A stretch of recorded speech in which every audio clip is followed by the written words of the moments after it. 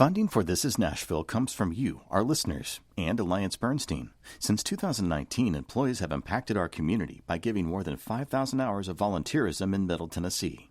AllianceBernstein.com. Alliance Bernstein is not affiliated with National Public Radio. Kevin! I'm Khalil Ekalona, and this is Nashville.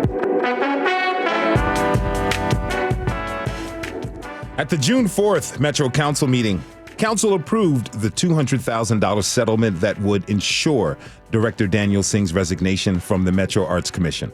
That is the latest step in an ongoing series of events that most people would describe as drama.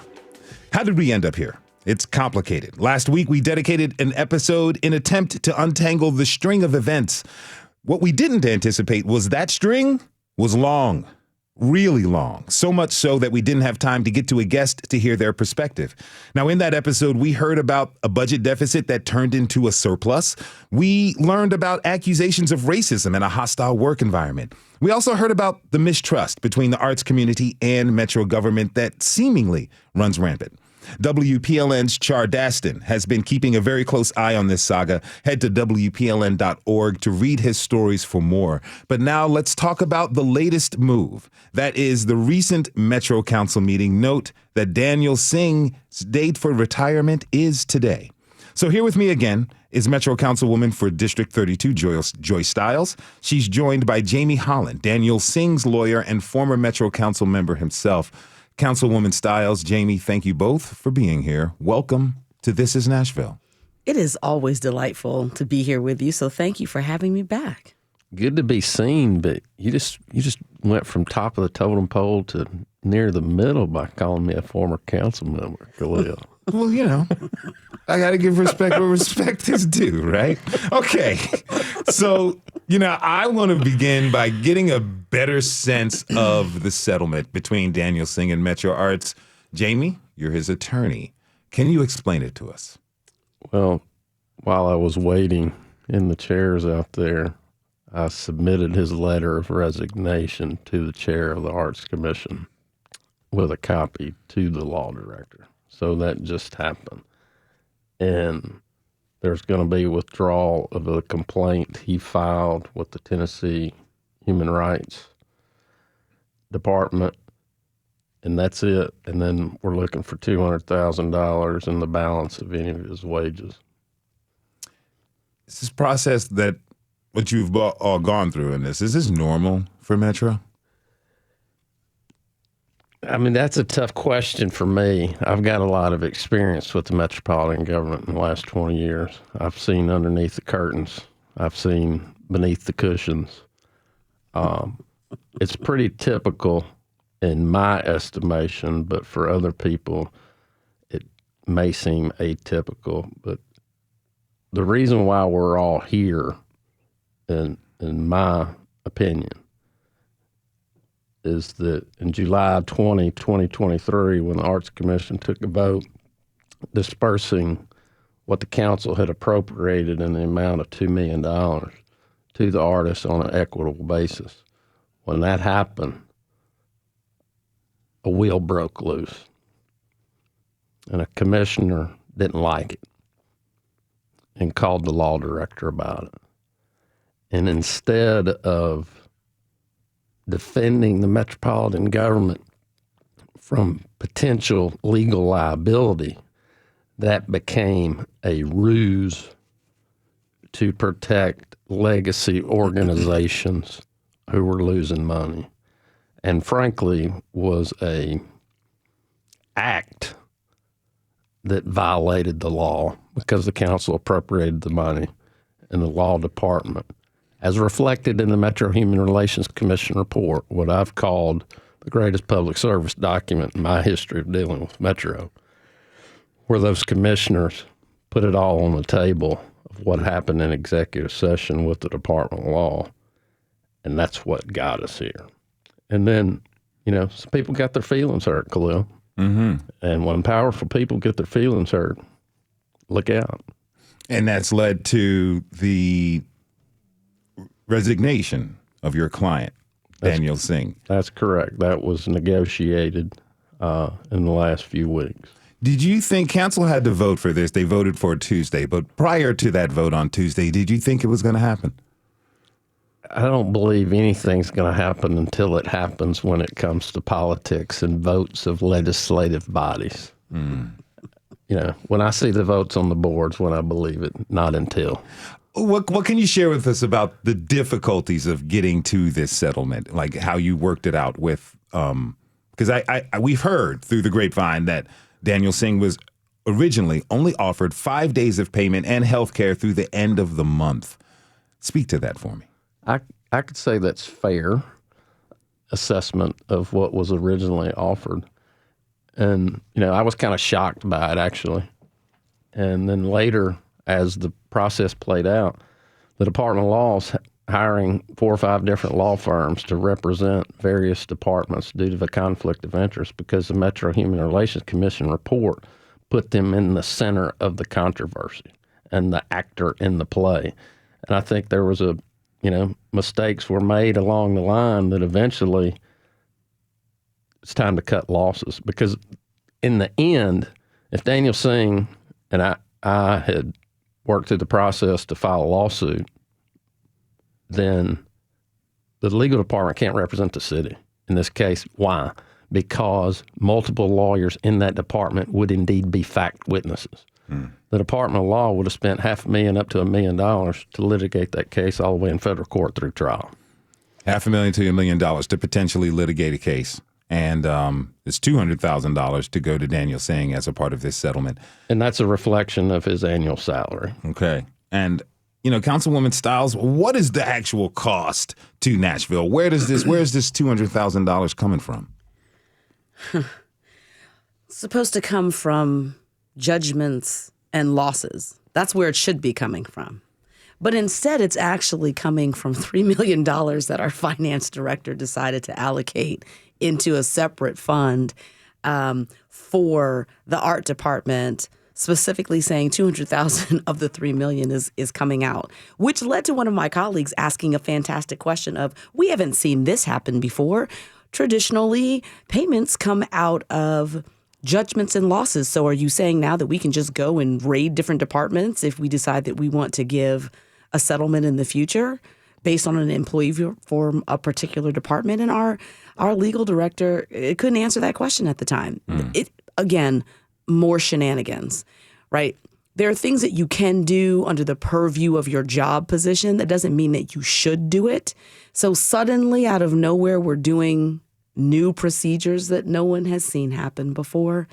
I think I've been pretty clear about where I stand, where all of this is coming from. Our director of law and our director of finance, respectively, Wally Dietz and Kevin Crumbo. And I don't think that $200,000, frankly, is enough to justify the way Daniel Singh's name has been slandered for months, publicly, internally. And this allows him to move forward. Again, for me, my biggest concern, it's not about playing favorites. It's about saying an executive director of one of our departments is being treated horrifically. And if you look at how his predecessor was treated for far worse allegations, it's not equitable. But when you look at how pet projects like Nashville Symphony money potentially being touched, Will Cheek calling Wally Dietz, then you have personal vesting from the two heads of our biggest and most powerful departments. We have another department that is completely on fire, the Department of Emergency Communications. I've been hearing about that department for the last 5 years. Legal hasn't bothered to lift a finger or haul in HR. But we are going after the director of one of the smallest departments with one of the smallest budgets with a legion of people, weaponizing staff and policies and commissioners all over the place.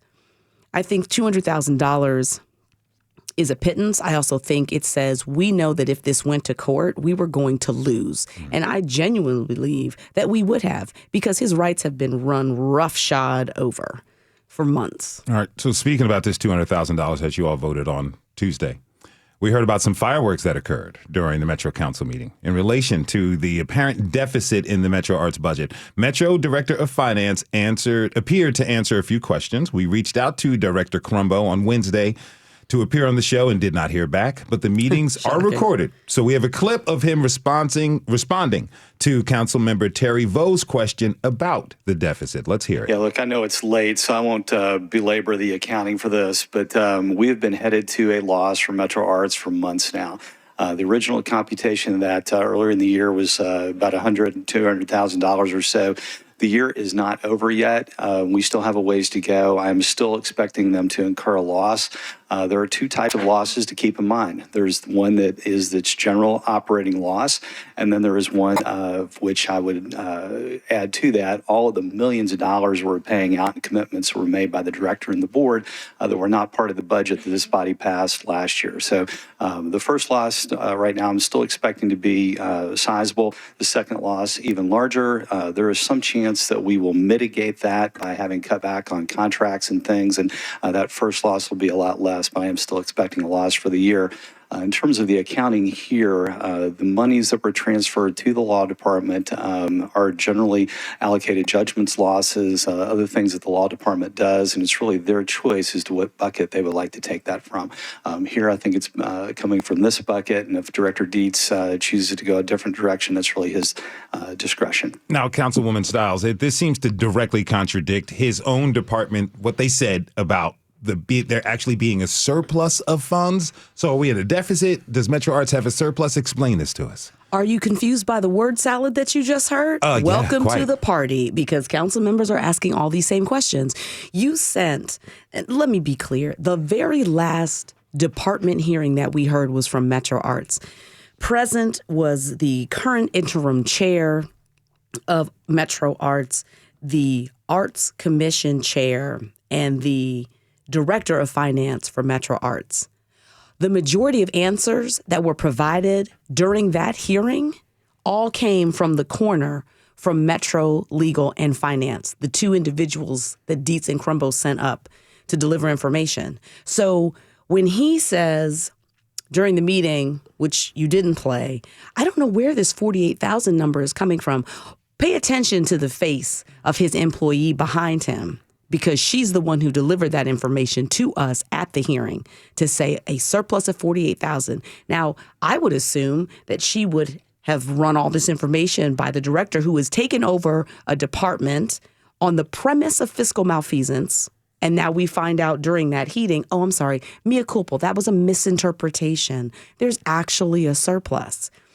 So you actually took over someone else's finances for no good reason other than personal pettiness. All right. So in summary, is it fair to say that there is a deficit when you do not consider the additional funds that Director Crumbo and council allocated to Metro Arts, but there's not a deficit if you count those funds? Again, it's word salad, because we were told there was going to be an audit, and we're still sitting here waiting for an audit, and we're here right now in the budget season. And we were told we'd have all the information that we needed in March. It's June. So, again, for me, when we talk about Metro Arts finances, I look back at a more broader scope and I say 2 years out of the last administration were approved by our current finance director. So you already knew how Metro Arts did their finances. How then, sir, this year, is it a surprise? What's wrong suddenly? And because we can't have a straight answer on anything, to me speaks to the dysfunction of this entire situation. So we don't know. We've asked. I actually had a letter sent to Directors Crumbo and Dietz about how much money has been spent, how many artists have been paid, where are we in this process? And not all of the artists have been paid. There's still a bit of a mess going on with payments, though they asked everyone to return their information by April 30th after waiting for months. In general, it's a mess. Council members don't have clarity. And then, of course, there are the actions of Tuesday night. Well, in fact, on Tuesday night, Councilmember Delicia Porterfield asked for a clarification, and this was Director Crumbo's response.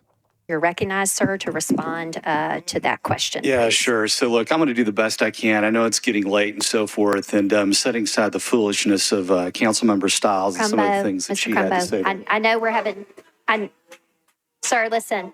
Hey, everyone, I know this is a difficult conversation, okay, but let's just take the temperature down. And if you will just respond to Ms. Porterfield's question, please. Be glad to respond to that. So, look, there's been a lot of talk about the numbers here, and as I said earlier, All right, Councilwoman, is this normal behavior for council members and metro departments to interact like this? Absolutely not.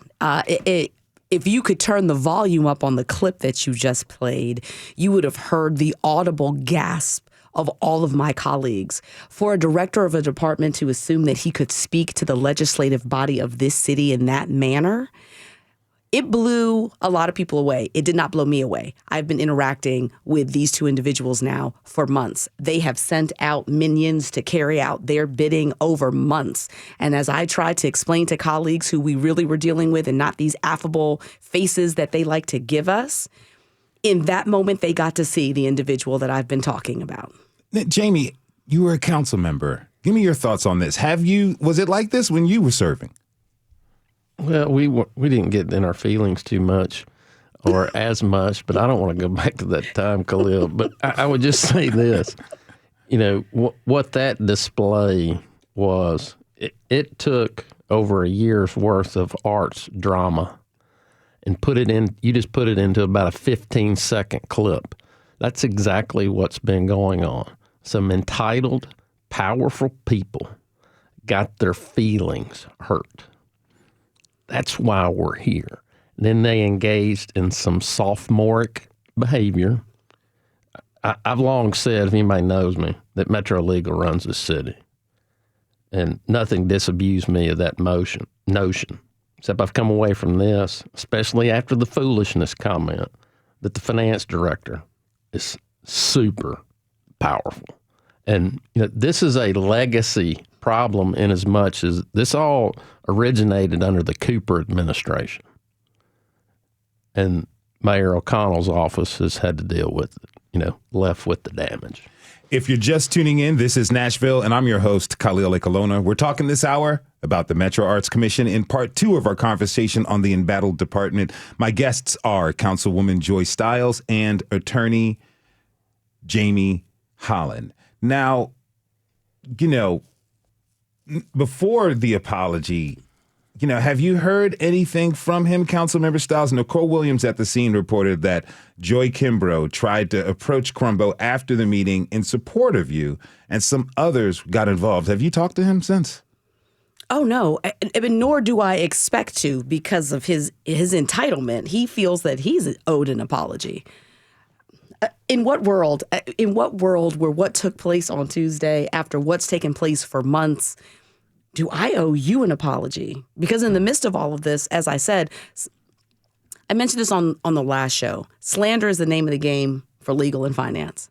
It is slander reputation, so you do it to Director Singh, you do it to Executive Director of Metro Human Relations, Executive Director Davey Tucker, and to myself, and you have employees and filing cases and assault and all kinds of drama that make no sense when you look at it and anyone reads it. And it's like, how does this happen? But it's intended to make you sit down and go in a corner and be quiet. I don't know how to do that. Have you heard from the mayor? This is his hire. I'm so sorry. That was just instinctive. We've heard not a word from him through this entire saga from the beginning of his administration. Really, all of this started building in the fall.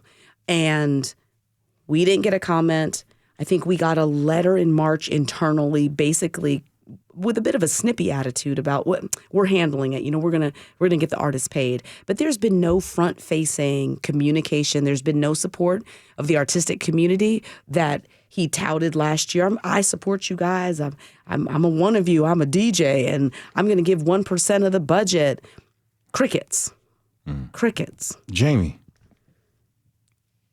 The audaciousness of it all is what's stunning. Forget their relationship individually. But this guy is the director of the finance department, currently in the midst of the city passing a budget. And he calls one of those votes foolishness. That's what's so crazy.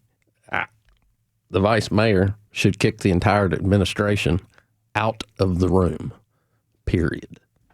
I mean, think about how this sounds to listeners right now. people who are out here who are in support of the arts, people who don't care about the arts, but people who, everyone, I assume, cares a lot about the city. We're talking about the personal interrelationships with people who have either run for office and are representing the city, people who went for certain positions when were appointed. These are all people who wanted to be there working for the city. I don't think anybody's doing this against their will. The theme is, let's act civilly. Let's act like adults. I say all the time at the end of the show, be good to each other. How difficult is it for members of not only Metro Council, but within our own Metro government to be good to each other so something actually can get done for all of our listeners? So let me be clear, because I think I'm just going to pull the veil back. A lot of what happens governmentally is, let's just let that slide. This happened, but you know what? We're going to pay former Director Singh, and then it's over. Then we don't hear about Metro Arts anymore. And that's the exact reason why I pulled that resolution off of consent, to speak to, this is not the end. His departure does not heal Metro Arts. It does not fix the issues with grants, with the rubric. Those are things that still have to be done. And frankly, if you keep the people that like to maintain status quo in their positions, then what we will end up with is what we've had for the last 5 years, which I shared the other night, which is 5 minority employees that have been pushed out of Metro in the last 5 years from Metro Arts and also the Department of Health. So being civil is important, but accountability matters even more. And oftentimes we will acknowledge that something horrible has happened and then say, well, that's so-and-so's purview. This is what happens when we don't get involved and we let people do what they want to do and claim is the right thing. But civility is possible, but that involves both parties wanting to be civil. So it means us holding people accountable, moving forward from this point, acknowledging when we see something wrong, we hold people accountable. And that's including ourselves. Now, Paulette Coleman is the interim director. Yes. Over there. What do you all, I'd like to hear from you both. What do you both want to see from the new director? She's interim director, but soon there'll be a search, I'm sure, nationwide to find a new director of Metro Arts. And as I said last week, after hearing all this and researching, I don't know who's going to take this job. But say they should get the job. Jamie, what do you want to see the new director do and be able to do? I mean, that person's going to have a hell of a task in front of them and have the attention of the city. What those qualities are, I don't know. I leave that to the Arts Commission. But, you know, some of those arts commissioners have also been behaving in, juvenile behavior. I mean, even one of them, I think you had on the show recently, Khalil, wrote an op-ed in the Tennessean recommending he be fired. And that's out of bounds, amateur. Like, go on. Give me a break. I'm sorry.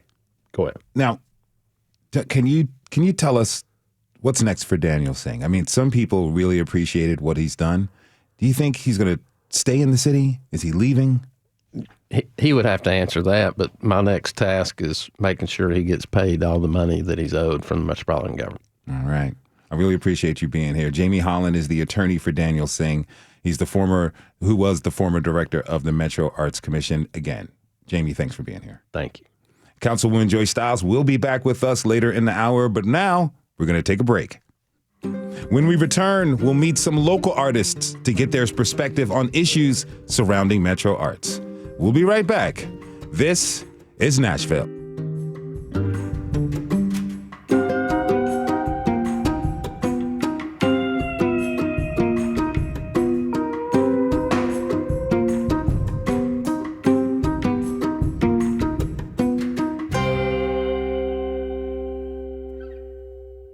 Funding for This is Nashville comes from you, our listeners, and Music City Prep Clinic, Nashville-based provider for PrEP, and offering comprehensive sexual health services in an environment designed to be safe, professional, and shame-free. Learn more at musiccityprep.org. I'm Khalil Ecolona, and this is Nashville. We are discussing the issues that surround the Metro Arts Commission. As of today, the former director, Daniel Singh, is out. The commission will be headed up by Paulette Coleman, who is serving as interim director. She has a lot to address. One of the major issues surrounding the story is that many of the artists and organizations still have yet to be paid. Essentially, new arts projects in our city are on hold. The organizations and artists are waiting on their checks. So how do individual artists feel about what's been going on? What's their take? I'm joined by two artists who will share their perspectives. I'd like to welcome Sangeeta Ekambaram. She is an independent multidisciplinary artist, and Elena Anderson, artist and founder of Nashville Women in Jazz. Sangeeta, Elena, thank you both for being here. Welcome to This is Nashville. Thank you so much for having us. Thank you. Okay, tell me a little bit about the types of art that you both make. Sangeeta. Yes.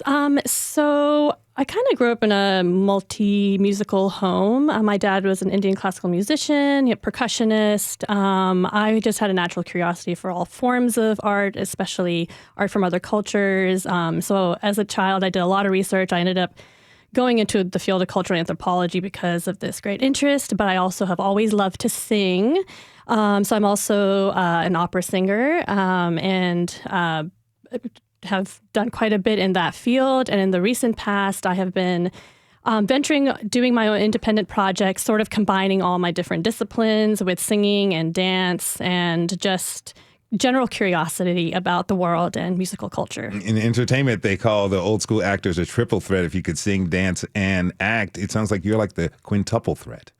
Oh, quintuple. Ooh, wow. Thank you. Yeah. Props where props are due. Love that. Elena, tell me about the art you make. Sure. I'm also a daughter of musicians, so it's in the blood. I moved to Music City to pursue music and kind of found out that I'm very community driven. And I started Nashville Women in Jazz with some friends of mine, and when we were experiencing certain things that some people just shouldn't have to experience in the music industry and in any industry, just being around the South and specifically venues that are run by men, the gatekeepers of what we have to go through to be artists. We were getting together just to help empower each other and share resources, helping each other try to get gigs when we felt blockaded. And it kind of turned into something now that I am organizing as a community organizer, as a booking agent, as a resource for the jazz community, specifically for women and non-binary people in the jazz community, as I am a jazz musician. So what you're doing is not only organizing folks, but the art you make is considered community art, would you say?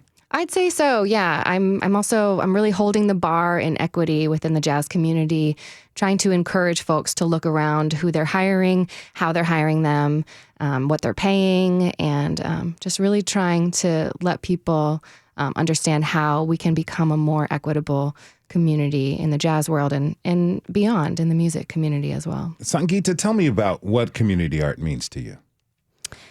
Yeah, I mean, I think just organically, I don't think I've ever been able to consider my art without community. It's always been in relationship to other people. I mean, at its simplest level, even as a singer, I found pursuing an individualistic career very difficult because for me, when I made art, when I sang, it was always in the context with my friends, with a larger community. So I have been very driven to create my own projects so I can collaborate with others, because for me, the process of collaboration and creation with other people is what actually drives me. And the art, you know, that's why I think I kind of transcend genre very easily, because it's more about, if I connect with you, let's see what we can create together. Maybe it's something new, and I'm open to whatever that might be.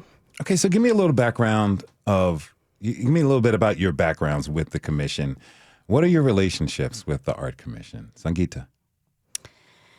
Well, so I kind of stumbled into that relationship. I was simply applying for the Thrive Grant a couple of years ago. A colleague had recommended that I do so because I wanted to start my own community-based vocal company.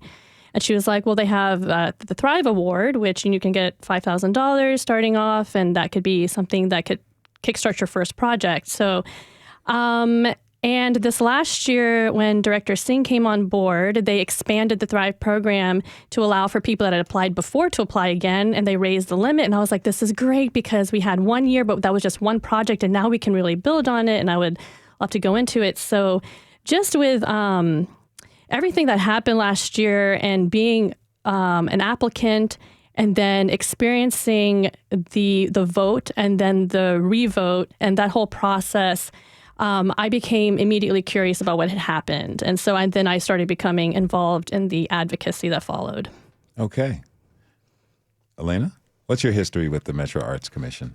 So Sangeeta and I were actually together. How we met was we were on a grants review application, a grant application review committee last summer that Director Daniel Singh created to provide an anti-racism lens to the application process. So we did a lot of work trying to implement anti-racism practices into the grant application.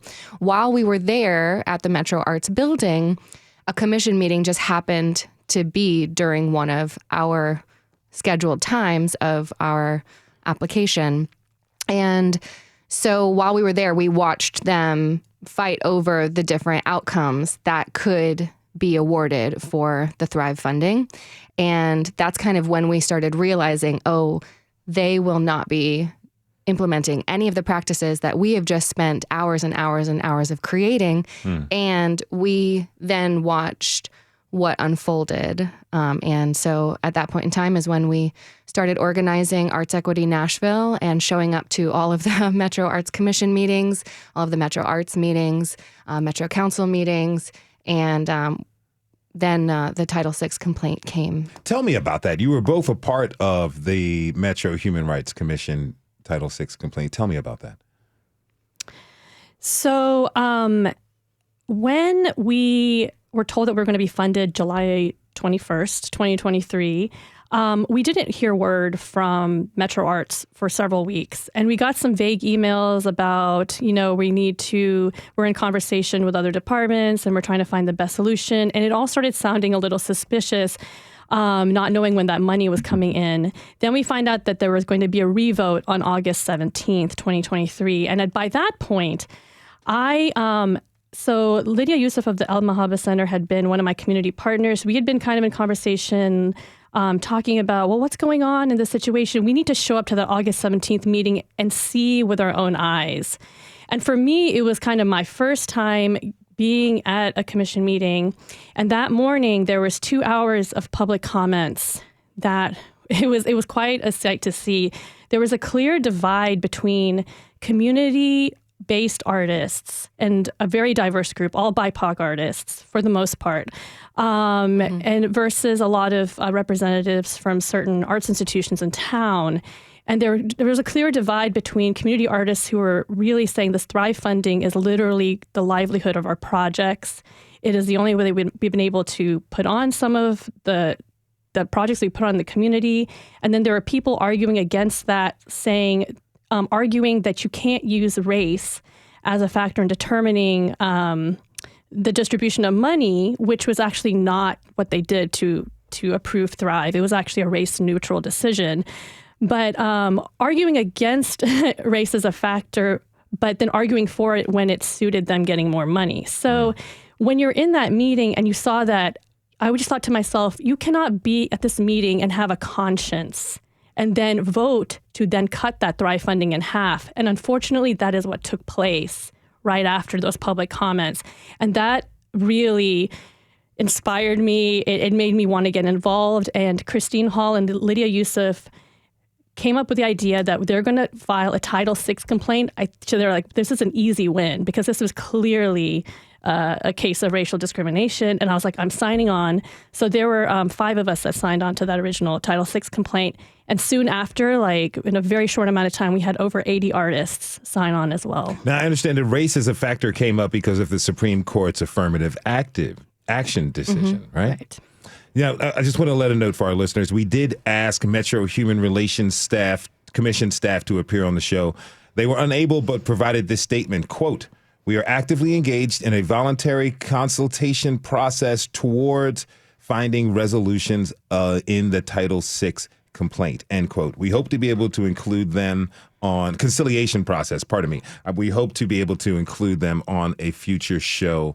So, Elena, as you all are experiencing this, what's going through your mind about, not only your organization and your projects, but the future of arts projects for smaller individual artists and some of the smaller institutions here in Nashville? Well, the first way I'll answer that question is the fact that Director Daniel Singh made the effort to do community outreach, to let people know this grant was available to artists. I never would have known that I could apply for this grant if it wouldn't have been for those outreach efforts. And that's what happened. And that's why there was a 600% increase in applications last year.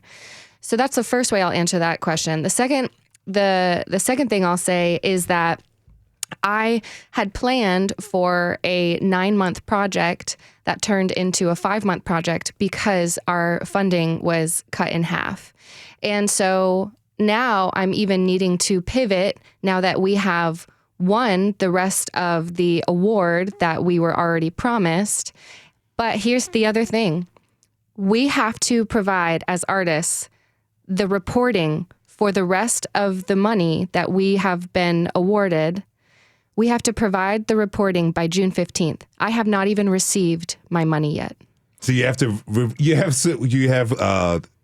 less than 10 days, 9 days. Yes. To provide reporting for money that you haven't received.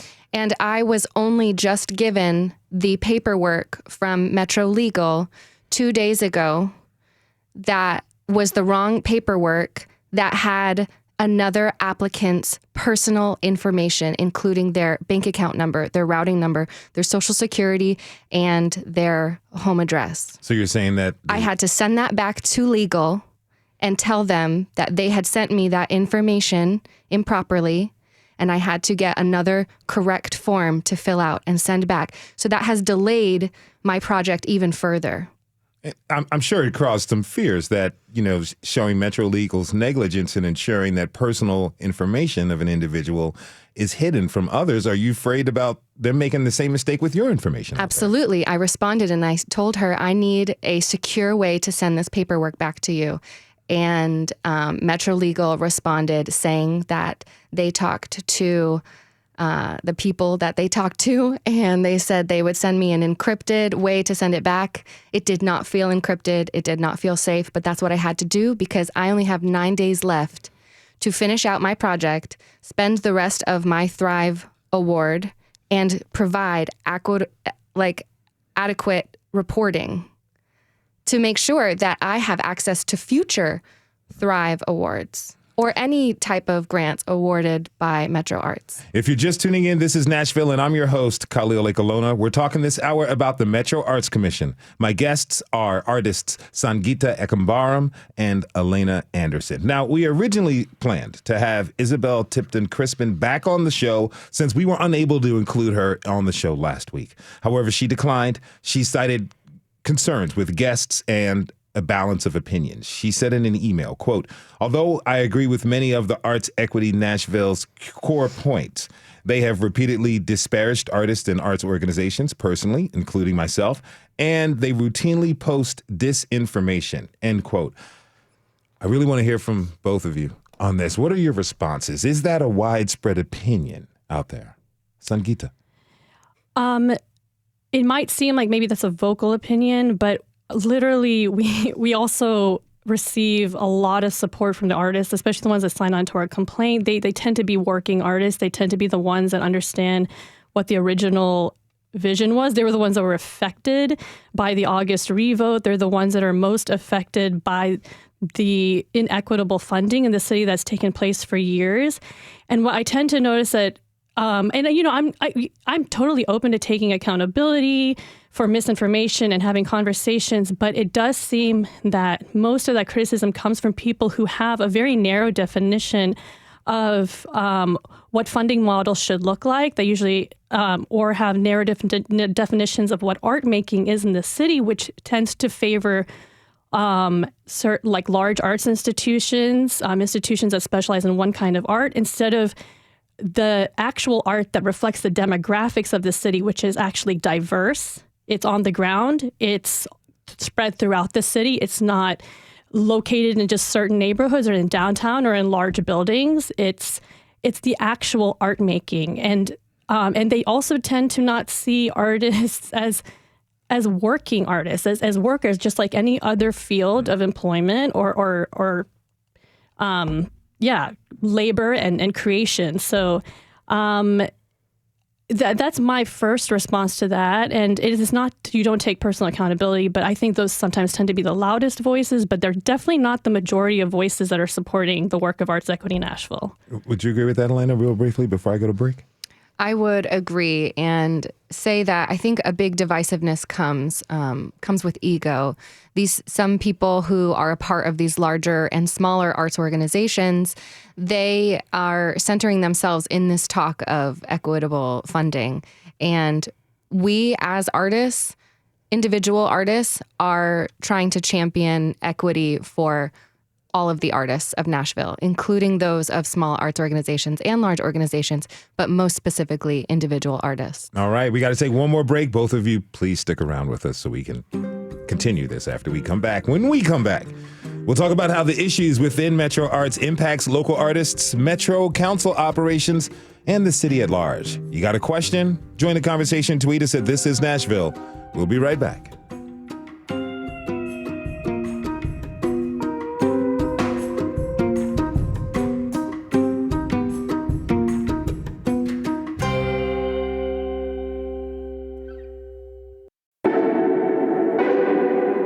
I'm Khalil Ekaluna, and this is Nashville. The issues with the Metro Arts Commission have been well documented. WPLN and other news outlets have been on top of the story, attempting to make sense of the years-long issues. Here at This is Nashville, we're in our second episode in a week. So how does all of that impact artists of our city? And how will it impact Metro Council and the relationships within Metro government?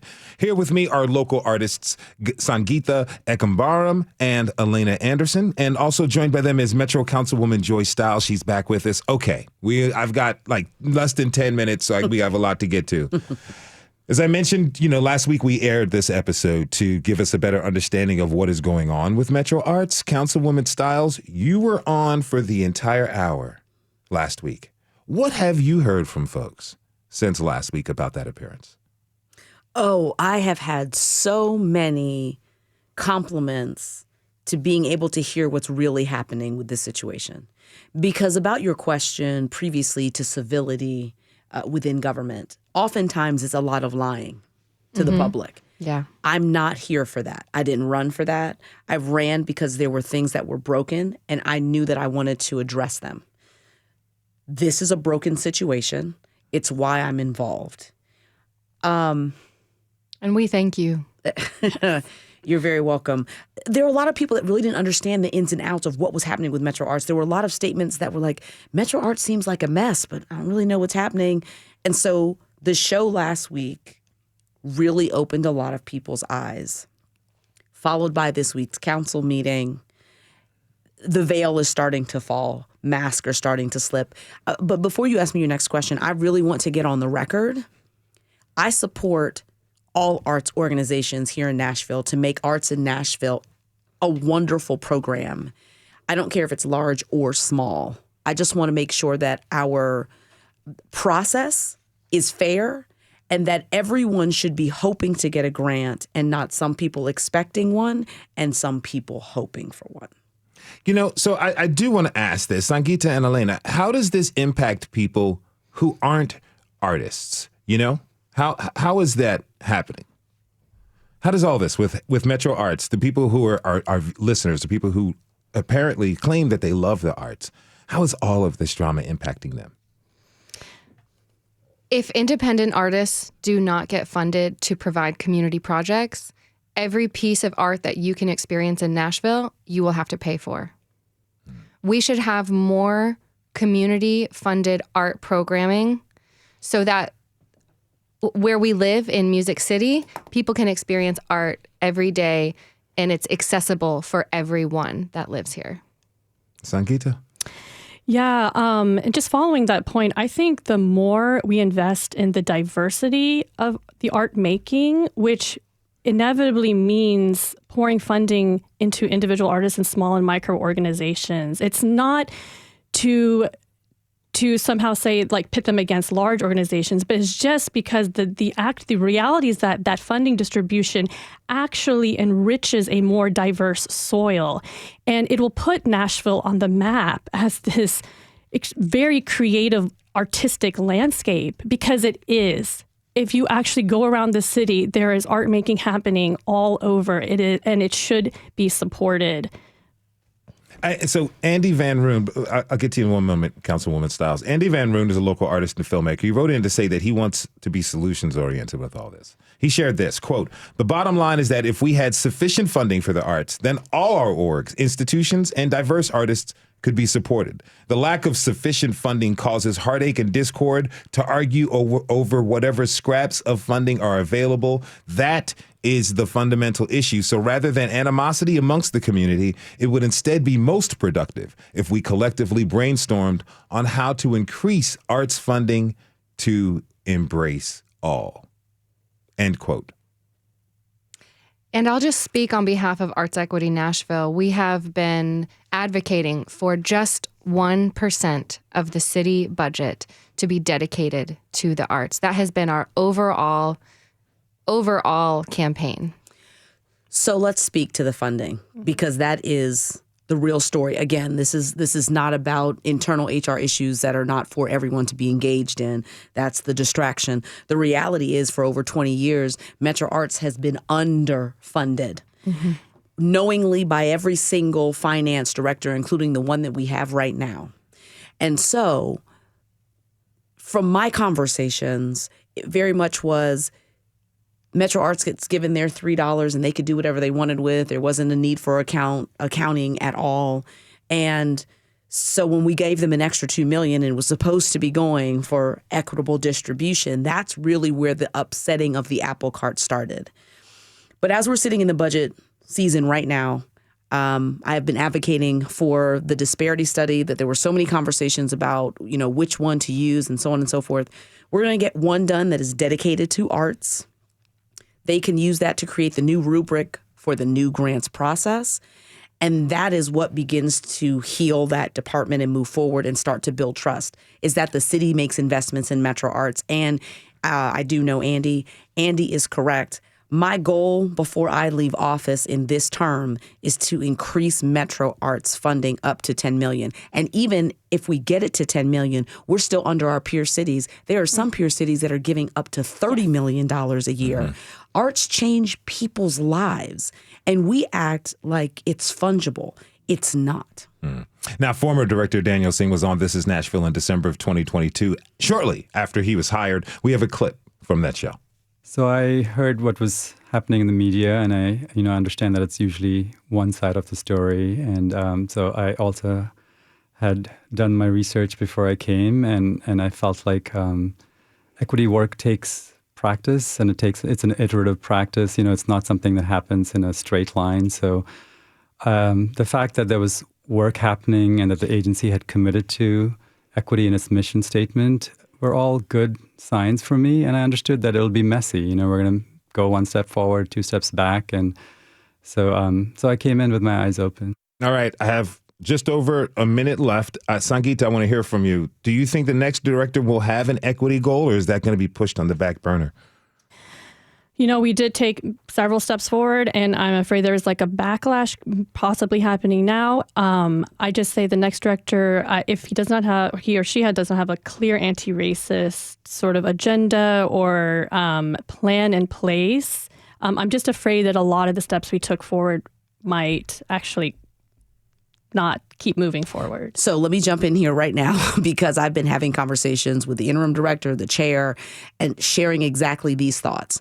We need someone who has administrative experience governmentally, as well as having anti-racist experience, so that they can make good hires for the department, that they can understand how to create a good grant process, be able to engage with the community, but also understand how government works. These are the components. We had bits and pieces of it.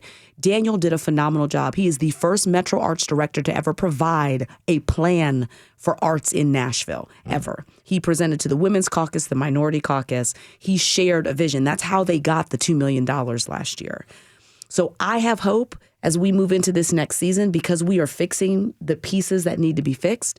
Our next director, Daniel, started the work. He did a good job. He made some mistakes, but he did equitable distribution, community conversation, and change the application process. For that, he needs to be commended. I want to thank all of my guests: multidisciplinary artist Sangeeta Ekambaram, Elena Anderson, artist and founder of Nashville Women in Jazz, and Joy Stiles, councilwoman for District 32.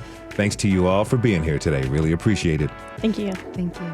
All right. Thanks to you for tuning in this hour. This is Nashville is a production of Nashville Public Radio. Today's episode was produced and directed by Miss Elizabeth Burton.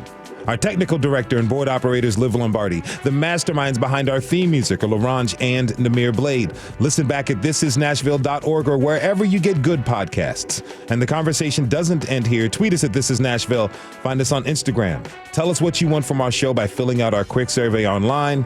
This is Nashville. I'm Khalil Ekolona. We'll see you on Monday, everybody. And listen, everyone listen, including our elected officials and government officials. Be good to each other, y'all.